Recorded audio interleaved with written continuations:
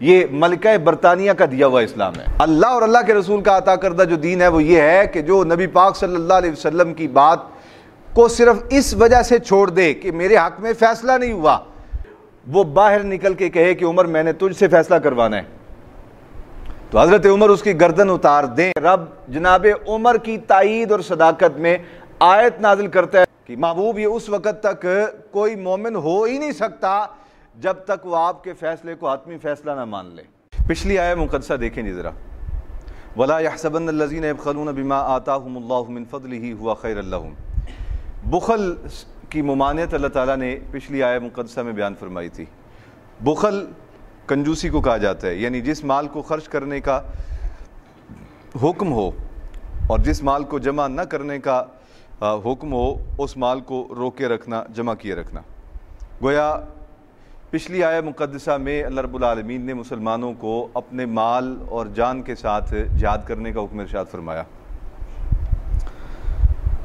اس آیت مقدسہ میں یہودیوں کے ایک اعتراض کا جواب دیا۔ وہ اعتراض کیا تھا؟ جو فخص یہودی عالم نے بیت المدارس کے مقام پر جناب صدیق اکبر سے کیا۔ دیکھیں، اعتراض کرنے کا مقصد ہوتا ہے، بے مقصد کوئی اعتراض نہیں کیا جاتا۔ اگر مقصد نہ ہونا تو لوگ کیا کرتے ہیں؟ چشم پوشی، یار ٹھیک ہے جو کچھ کر رہے ہیں کرنے دیں، ہمیں کیا غرض اس سے۔ اعتراض جب کیا جاتا ہے نا تو اس کا مطلب ہے کہ اندر ساڑا ہے، اندر جلن ہے، وہ چاہتے ہیں کہ ایسی باتیں کہی جائیں کہ جن باتوں کے کہنے کی وجہ سے ان کا پھیلاؤ رک جائے۔ آئے روز جو ان کے دین میں لوگ شامل ہو رہے ہیں، اس دین سے لوگ متنفر ہو کے دور ہو جائیں، ان سے قریب نہ ہو لوگ۔ اعتراض کا مقصد یہ ہوتا ہے، بغیر مقصد کے اعتراض نہیں ہوتا۔ بہت سارے کام ایسے آپ دنیا میں دیکھتے ہیں، آپ کہتے ہیں کہ یار میرا اس بات سے مقصد ہی کوئی نہیں، غرض ہی کوئی نہیں، لہذا کرنے دو جو کچھ کر رہے ہیں۔ ایسے ہی کرتے ہیں نا، اسی عرف عام میں کہا جاتا ہے چشم پوشی کرنا، آنکھیں بند کر لینا، بے پرواہ ہو جانا۔ لیکن جب دشمن بے پرواہ نہ ہو اور وہ آپ کی ٹو میں لگ جائے اور ایسی ایسی باتیں گھڑ گھڑ کے آپ سے متعلق بیان کرے تو اس کا مقصد ہوتا ہے لوگوں کو متنفر کرنا، کیونکہ جب بات کہی جاتی ہے تو پھر بات کے اثرات ہوتے ہیں، بات مثبت ہو یا بات منفی ہو، دونوں کے اثرات معاشرے پر مرتب ہوتے ہیں۔ جناب صدیق اکبر نے اسے دعوت اسلام دی اور اس نے جواب میں ایک اعتراض جڑ دیا۔ اعتراض کیا تھا کہ تمہارے ہاں جو نظام زکوٰۃ ہے اور جو صدقات اور خیرات کے احکام تمہارے دین میں ہیں، اس سے تو یہ ظاہر ہوتا ہے کہ اللہ معاذ اللہ محتاج ہے اور اللہ جو ہے وہ قرض مانگتا ہے۔ اس اعتراض کا جواب اللہ رب العالمین نے اس آیت مقدسہ میں ارشاد فرمایا سنکتب ما قالوا، جو کچھ انہوں نے کہا ہے وہ ہم لکھ لیں گے۔ یہ در حقیقت ایک جواب تھا اللہ رب العالمین کی طرف سے۔ وہ جواب عقل، دیکھیں نا قرآن بزرگ کہتے ہیں العاقل تکفیہ الاشارہ، توجہ میری طرف رکھنا، العاقل تکفیہ الاشارہ، عقل مند آدمی کے لیے اشارہ کافی ہوتا ہے۔ عقل مند آدمی کے لیے اس کائنات کا خالق اور مالک کون ہے؟ ہم نے کل پڑھی تھی قرآن مجید کی آیت مقدسہ وَلِلَّهِ مِيرَاثُ السَّمَاوَاتِ وَالْأَرْضِ، جو کچھ آسمان اور زمین میں ہے اس کا مالک اور حقیقی وارث ہے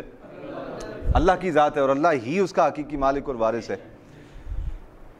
تو یہ جو اللہ رب العالمین نے دین عطا کیا اور اس دین میں نظام زکوٰۃ اور صدقات اور خیرات کے احکام نازل کیے، اس پر اب بھی لبرل یہود و ہنود کے کہنے پہ اعتراض کرتے ہیں کہ یہ دیکھو کیسا دین ہے کہ اس دین کے ماننے والے، ان کا تو دعویٰ یہ ہے کہ اس کائنات کا مالک رب ہے، اور پھر وہ رب جو ضابطۂ حیات ان کو عطا کر رہا ہے، ان کو قانون عطا کر رہا ہے، دین عطا کر رہا ہے، اس میں پھر مال کا بھی سوال کیا جاتا ہے کہ مال دو، زکوٰۃ کی صورت میں، صدقات کی صورت میں، خیرات کی صورت میں۔ تو یہ آج بھی یہود و نصارہ جو ہیں وہ اعتراض کرتے ہیں، اور پھر ہمارے معاشروں میں لبرل قسم کے جو لوگ ہیں وہ پھر یہودیوں اور کفار کے اعتراض جو ہیں وہ لا کے مسلمانوں کے سامنے پیش کرتے ہیں، اور مسلمان متزلزل ہو جاتے ہیں۔ اس کا سادہ سے جواب یہ سن لیں کہ اللہ رب العالمین کی طرف سے جو قرض کا حکم فرمایا گیا کہ قرآن مجید میں کہ اپنے رب کو قرض دو،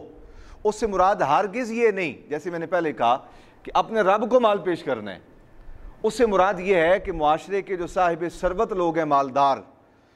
وہ غریب لوگوں کی دیکھ بھال پہ مال خرچ کریں، سفید پوشوں کی مدد اور معاونت میں مال خرچ کریں۔ اللہ کے اب دینا اپنے دیے اپنے مال میں سے نہیں،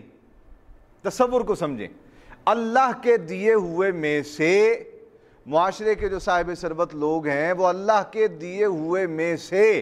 اللہ کی غریب، نادار، کمزور اور مسکین مخلوق پر مال خرچ کریں۔ اب جو قرآن مجید میں کہا گیا کہ قرض حسنہ دو، تو اس کا معنی یہ ہے کہ اللہ کے دیے ہوئے میں سے تم جب میری مخلوق پر مال خرچ کرو گے تو میں اسے ضائع نہیں ہونے دوں گا، اگرچہ پہلے بھی میں نے دیا تھا، لیکن تم نے جب حوصلہ بڑھایا اور میری راہ میں خرچ کیا تو اسے میں اپنے پاس محفوظ رکھوں گا، اور قیامت کے دن 1 کے بدلے 10، 1 کے بدلے 700، اور راضی ہو گیا تو پھر اس سے بھی کئی گنا بے حساب زیادہ تمہیں عطا فرماؤں گا۔ یہ جواب ہے، رب کو کوئی نہیں دیتا۔ حدیث مبارکہ میں آتا ہے کہ جب مالدار آدمی کسی سفید پوش کی خدمت کرتا ہے، اس کو کچھ دیتا ہے، تو فرمایا رب اتنا خوش ہوتا ہے کہ میرے رب نے مجھ سے کہا محبوب، دینے والا ایک ہاتھ سے دوسرے ہاتھ یعنی غریب کے ہاتھ میں مال جاتا ہے، لیکن میں اسے اس مقام سے نواز دیتا ہوں کہ گویا وہ مسلمان مالدار جو ہے وہ پہلے میرے ہاتھ میں دے رہا ہے اور پھر میرے ہاتھ سے آگے غریب کے ہاتھ میں جا رہا ہے، یعنی اسے اس دینے کو رب اعزاز یہ عطا فرما دیتا ہے۔ بظاہر تو مالدار آدمی کے ہاتھ سے مال نکل کے غریب کے ہاتھ میں جاتا ہے، لیکن فرمایا رب کے ہاں اس کی قدر و منزلت یہ ہوتی ہے کہ گویا وہ غریب کے ہاتھ میں نہیں دے رہا، وہ اپنے رب اور خالق و مالک کے ہاتھ میں پیش کر رہا ہے۔ اچھا، ان کا یہ جو اعتراض تھا وہ کہا کرتے تھے دیکھو کہ اگر رب محتاج ہے معاذ اللہ، تو پھر جس رب کی عبادت کی دعوت ہمیں جناب رسول اللہ صلی اللہ علیہ وسلم دے رہے ہیں وہ رب تو پھر عبادت کے لائق ہی نہیں، وہ رب تو محتاج ہے، محتاج کی عبادت کیسے کی جائے؟ اور ہمارے ہاں آج بھی یہ دستور ہے کہ ماڑے آدمی کی بات کوئی نہیں مانتا۔ لاک ڈاؤن لگا تھا پچھلے سال تو ہم نے بڑے لوگوں سے کہا کہ احتیاط کریں، اچھا ہمیں ڈر کوئی نہیں تھا اس کا، بہرحال پھر بھی کرونے شرونے کا، لیکن بہرحال اوپر سے آرڈر تھے حکام بالا کی طرف سے کہ زبردستی ماسک پہنائیں، فاصلہ رکھیں، تو ہم نے کہا بھی بڑے جب تمہارے حکمران کہہ رہے ہیں جن کو تم نے خود ووٹ دے کے مسلط کیا ہے پوری قوم پہ، وہ جب کہہ رہے ہیں تو اب یہ ماسک چڑھا لو اور جو کچھ وہ کہتے ہیں اس پہ عمل کرو، رش کم کرو، تو لوگ ہم جیسے غریبوں کی بات ماننے کو تیار بولیں؟ 2-4 مہینے ہم اپنی قوت آزماتے رہے، کہتے رہے، نہ لوگوں نے ہماری بات سنی، نہ ہماری ناراضگی کو سمجھا، نہ ہماری محبت کو کوئی اہمیت دی، لیکن ایک دن میں گھر سے نکلا تو اسی دن ہی رات کو آرڈر جاری ہوئے کہ وزیر اعلیٰ پنجاب صاحب نے آرڈر دیا ہے کہ جو بندہ ماسک کے بغیر نظر آئے اسے 500 کا جرمانہ کرو۔ تو میں اگلے دن ظہر کی نماز پڑھانے کے لیے یہاں گھر سے نکلا مسجد آنے کے لیے، تو راستے میں جس بندے کو ملا اس نے ماسک چڑھایا ہوا، جس بندے کو دیکھا اس نے ماسک چڑھایا ہوا، تو مجھے اندازہ ہوا کہ غریب کی بات کوئی سننے کو تیار نہیں ہوتا، تو تگڑے کی بات جو ہے وہ پھر ہر کوئی سنتا ہے اور مانتا بھی ہے۔ تو یہودی بھی یہ وسوسہ ڈالتے تھے لوگوں کے دلوں میں کہ معاذ اللہ اگر رب ہم سے قرضے کا سوال کر رہا ہے تو رب تو پھر مالدار نہیں ہے، کمزور ہے، معاذ اللہ، یہ وسوسہ قوم کے ذہنوں میں یہودی ڈالتے تھے۔ تو اس کا جواب میں نے عرض کیا کہ یہ اس کا مطلب یہ نہیں ہوتا کہ کوئی رب کو جو ہے وہ دے رہا ہے اور رب معاذ اللہ محتاج ہے، اس کا مطلب یہ ہوتا ہے کہ مخلوق پر خرچ کرو، اللہ اپنے دیے ہوئے میں سے جب تم مخلوق پر خرچ کرو گے تو اس پر بھی کئی گنا اجر عطا فرما دے گا۔ اچھا، اس کا فائدہ کیا ہوگا کہ جب آپ مخلوق پر خرچ کرتے ہیں، کمزور اور نادار لوگ جو ہیں ان کا نظام زندگی چلتا ہے۔ ہمارے معاشرے میں یہ جو خودکشیاں ہوتی ہیں روزانہ، پتہ چلتا ہے وہاں ایک بندے نے بچوں کی فیس پوری نہیں کر پایا، راشن پورا نہیں کر پایا تو اس نے جناب پیٹرول چھڑک کے آگ لگا لی، وہاں فلاں جگہ میں باپ نے اپنے بچوں کو زہر پلا دیا اور خود بھی اپنے آپ کو گولی مار کے زہر پی کے مر گیا، وہاں فلاں جگہ خودکشی ہو گئی، فلاں جگہ یہ حادثہ پیش آ گیا، فلاں جگہ یہ حادثہ پیش آ گیا، فلاں جگہ اولاد نے ماں باپ کو دھکے دے کر نکال دیا۔ اگر اسلام کا نظام زکوٰۃ نافذ کر دیا جائے اور یہ جو ہم سے 17% ہوسٹ گولی جو ہم ہوا کی کھاتے ہیں اس پر بھی جو 17% ہم سے ٹیکس لیا جاتا ہے، اس کے بجائے یہ جو لارڈ میکالے کا قانون ہم پہ مسلط کیا گیا کہ ایک ہوا والی گولی بھی کھانی ہے، ایک چنگم بھی کھانی ہے تو اس پر 17% ٹیکس دینا ہے،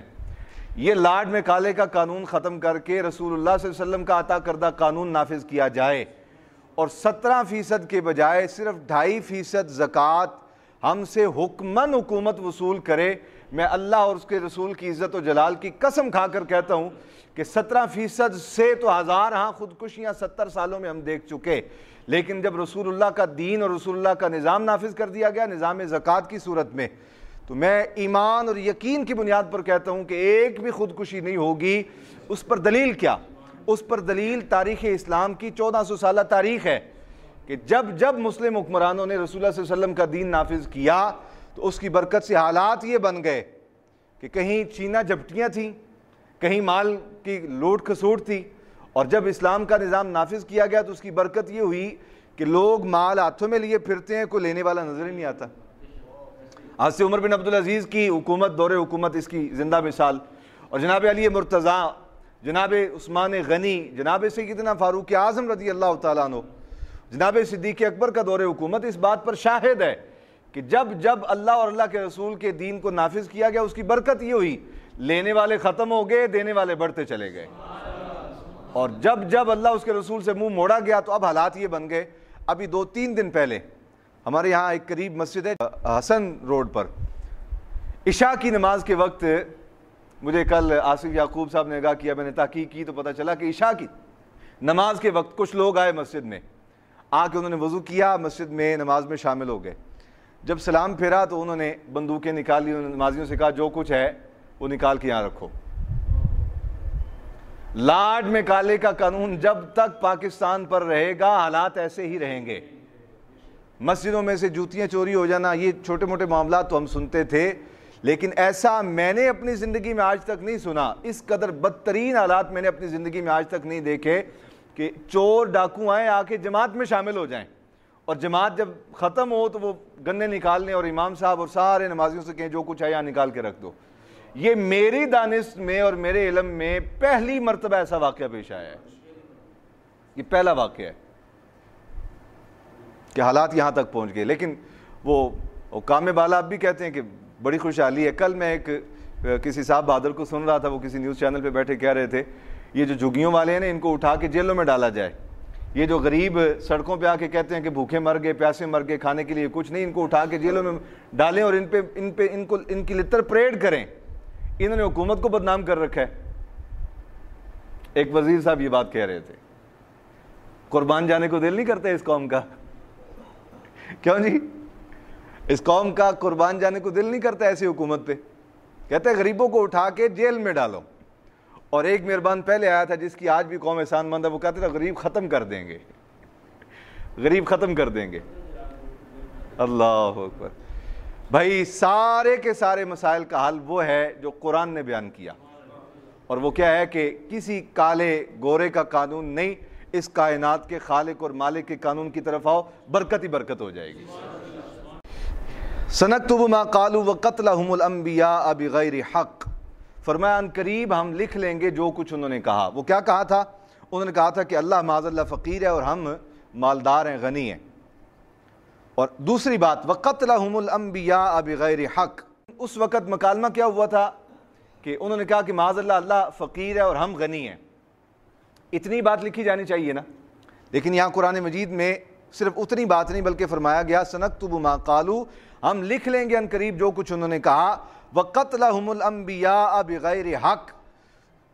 اور ان کا نبیوں کو ناحق قتل کرنا بھی لکھ لیں گے، ان کا نبیوں کو ناحق قتل کرنا بھی لکھ لیں گے۔ اب یہاں رک کر ایک بات سمجھیں، اس وقت پوری دنیا میں اور بالخصوص پاکستان میں دین اسلام کے دو رخ پیش کیے جاتے ہیں۔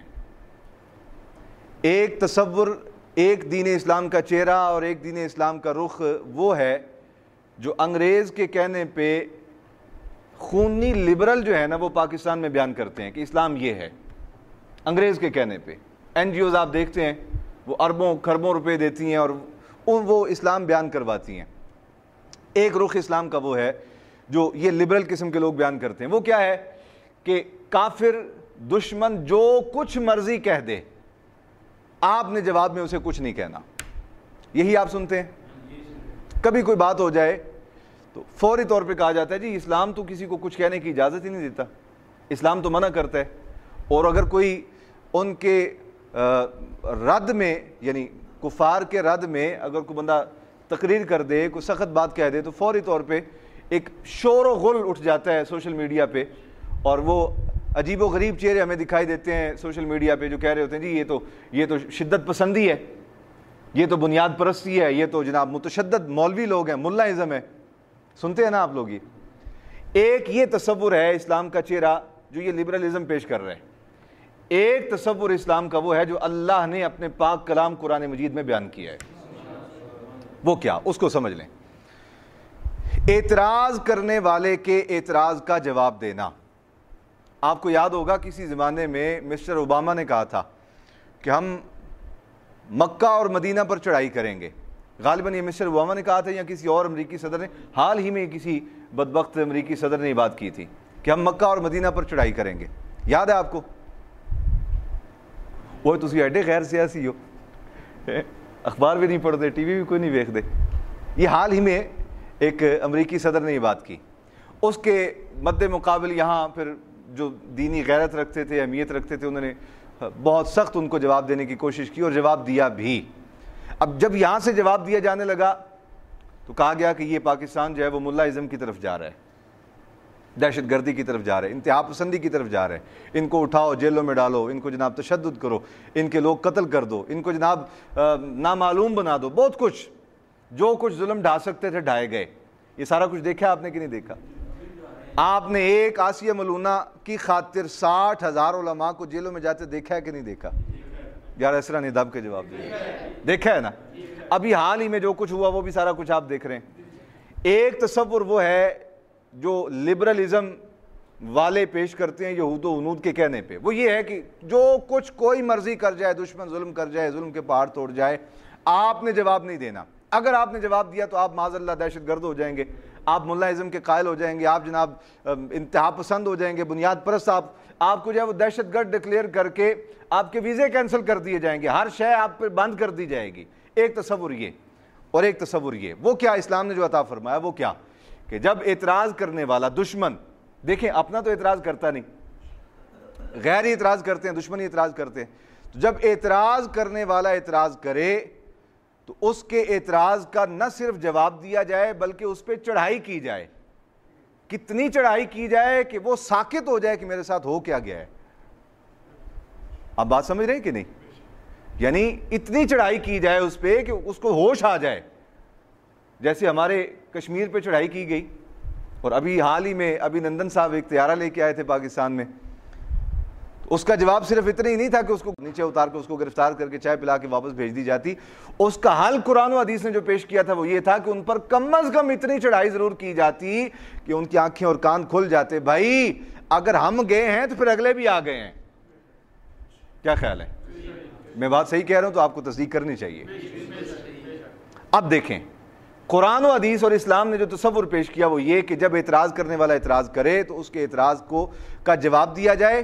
نہ صرف جواب دیا جائے بلکہ اس پر اتنی گرفت ضرور کی جائے کہ اگلا ساکت ہو جائے کہ میرے ساتھ بند کیا گیا ہے، اور سوچنے پر مجبور ہو جائے کہ میں نے یہ شرارت اور یہ حرکت کیوں کی ہے، نہ کرتا تو میں گرفت میں نہ آتا۔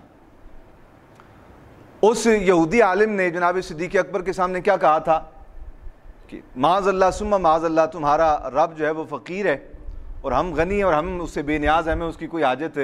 نہیں، تمہارے رب کو ہماری حاجت ہے، ہمیں اس کی کوئی حاجت نہیں۔ یہ اعتراض کیا اسلام کے نظام زکوٰۃ پر اور اسلام کے صدقات اور خیرات کے احکام پر اس نے اعتراض کیا۔ اللہ رب العالمین نے اس پر گرفت فرمائی۔ وہ کیا فرمایا؟ لقد سمع اللہ قول الذین قالوا ان اللہ فقیر ونحن اغنیاء، تحقیق البتہ اللہ تعالیٰ نے سن لی ہے ان کی بات جنہوں نے کہا کہ اللہ فقیر ہے اور ہم غنی ہیں۔ سنکتب ما قالوا، اور ان قریب ہم اسے لکھ لیں گے جو کچھ انہوں نے کہا تھا۔ یہ ایک گرفت تھی،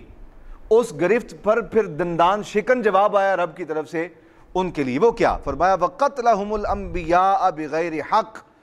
اور ان کا نبیوں کو ناحق شہید کرنا بھی لکھ لیں گے ہم۔ سوال پیدا ہوتا ہے کہ اس وقت جو یہودی تھے انہوں نے تو معاذ اللہ کسی نبی کو شہید نہیں کیا تھا،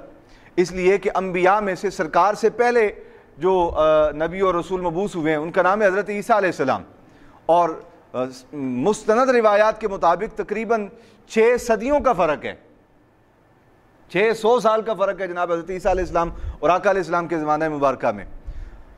تو اس وقت جو یہودی تھے انہوں نے تو کسی نبی کو شہید نہیں کیا تھا، لیکن اللہ فرما رہا ہے کہ وَقَتْلَهُمُ الْأَنْبِيَاءَ بِغَيْرِ حق، اور ان کا نبیوں کو ناحق شہید کرنا بھی ہم لکھ لیں گے۔ یہ کیا ہے؟ انہوں نے تو نہیں کیا۔ کہا اس لیے ایک تو یہ ہے کہ ان کے اعتراض پر اعتراض کرنا، ایسا اعتراض کرنا کہ وہ سکتے میں آ جائیں، خاموش ہو جائیں، اور دوسرا ان کو اس لیے کہا کہ تمہارے کھاتے میں یہ سب کچھ ڈالا جائے گا اور ڈل رہا ہے، اس لیے کہ اگرچہ انبیاء کرام علیہ السلام کی ذوات مقدسہ کو شہید تمہارے آباء و اجداد نے کیا تھا، لیکن تم ابھی تک ان کے اس قول سے اور ان کے اس عمل سے اور ان کے اس فعل سے متفق ہو۔ اگر تم متفق نہ ہوتے اپنے آباء و اجداد کے انبیاء کو شہید کرنے والے فعل سے تو تم توبہ کر کے دین اسلام قبول کر لیتے۔ تم نے چونکہ توبہ نہیں کی اور دین اسلام کی طرف نہیں آئے، لہٰذا تمہارا دین اسلام کی طرف نہ آنا اس بات کی دلیل اور ثبوت ہے کہ تم اپنے آباء و اجداد کا وہ عمل جو انبیاء کرام علیہ السلام کو شہید کرنا تھا اس کے ساتھ تم متفق ہو، اتفاق کرتے ہو اور اسے صحیح جانتے ہو۔ لہٰذا اب تم نے چونکہ بات کی ہے رب کے عطا کردہ نظام زکوٰۃ پر، تو اس پر گرفت بھی ہو گئی، اور دوسرا فرمایا سنکتب ما قالوا وقتلہم الانبیاء بغیر حق، اور تمہارے کھاتے میں انبیاء کرام علیہ السلام کا ناحق قتل کیا جانا بھی لکھ لیں گے۔ یہ ہے اسلام کا اصل چہرہ جو قرآن میں اللہ تعالیٰ نے بیان فرمایا ہے۔ ہمیں یہ جو لبرلزم کے قائل لوگ کہتے ہیں کہ آپ بالکل چپ رہیں، آپ بات ہی نہ کریں، یہ اسلام اللہ اور اللہ کے رسول کا عطا کردہ نہیں، یہ ملکہ برطانیہ کا دیا ہوا اسلام ہے۔ اب بات سمجھ رہے ہیں میری کہ نہیں؟ اللہ اور اللہ کے رسول کا عطا کردہ جو دین ہے وہ یہ ہے کہ جو نبی پاک صلی اللہ علیہ وسلم کی بات کو صرف اس وجہ سے چھوڑ دے کہ میرے حق میں فیصلہ نہیں ہوا، اور صرف اپنے حق میں فیصلہ نہ ہونے کی وجہ سے وہ باہر نکل کے کہے کہ عمر میں نے تجھ سے فیصلہ کروانا ہے، تو حضرت عمر اس کی گردن اتار دیں۔ تو اللہ اور اللہ کے رسول کا دین اور اسلام یہ ہے کہ رب جناب عمر کی تائید اور صداقت میں آیت نازل کرتا ہے کہ محبوب یہ اس وقت تک کوئی مومن ہو ہی نہیں سکتا جب تک وہ آپ کے فیصلے کو حتمی فیصلہ نہ مان لے۔ لہٰذا جناب عمر نے جو آپ کے فیصلے کو نہ ماننے والے منافق کو قتل کیا ہے، اس نے کسی کو غلط قتل نہیں کیا، بالکل صحیح قتل کیا ہے۔ اب بات سمجھے کہ نہیں؟ اور اگلی بات آخرت کے دن جو عذاب ہوگا، فرمایا وَنَقُولُ، انہوں نے کہا نا کہ معاذ اللہ ثم معاذ اللہ ثم معاذ اللہ، یہ چونکہ قرآن مجید میں لفظ ہیں تو اس لیے میں دہرا رہا ہوں، وگرنہ ہمیں تو اپنے رب اور رب کے رسول سے اتنا پیار ہے کہ ہم ان کی شان کے متعلق یہ لفظ زبان پہ لاتے بھی نہیں، اور ہمیں شرم اور حیا آتی ہے اور ڈر آتا ہے کہ کہیں مالک ناراض نہ ہو جائیں، لیکن چونکہ لفظ قرآن الفاظ جو ہیں وہ قرآن مجید کے ہیں، تو فرمایا انہوں نے کہا تھا کہ اللہ فقیر ہے اور ہم غنی ہیں، بے نیاز ہیں، تو اب ہم کہیں گے ان سے وَنَقُولُ، ہم ان سے کہیں گے ذُوقُوا، اب چکھو تم عذاب الحریق، جلانے والا عذاب۔ تم نے جو کچھ کہنا تھا کہہ لیا، اب گرفت اور پھر اس پر جواب در جواب، اور اس کے بعد پھر آخرت کا عذاب۔ اب چکھو ایسے عذاب کو جو جلانے والا ہے۔ یہ ہے رب اور رب کے رسول کا عطا کردہ قرآن اور رب اور رب کے رسول عطا کردہ اسلام۔ اللہ کرے کہ یہ قوم اسلام اور دین سوشل میڈیا سے لینے کے بجائے قرآن اور حدیث سے لینے والی بن جائے۔ اللہم صلی علی سیدنا و مولانا محمد و علی سیدنا و مولانا محمد و اصحاب سیدنا و مولانا محمد و بارک وسلم وصلی علیہ۔ الہ العالمین جو کچھ پڑھے اسے قبول فرما، ہمارے لیے اسے ذریعہ نجات بنا۔ جتنے احباب یہاں حاضر ہوتے ہیں پڑھنے کے لیے، یا اللہ ان کی دین دنیا آخرت بہتر فرما دے، ان کے گھر بار جان مال عزت و آبرو میں برکت فرما دے۔ وصلی اللہ تعالی علی رسول خیر خلقہ ونور عرشہ سیدنا و مولانا محمد و علی آلہ و اصحابہ اجمعین برحمتک یا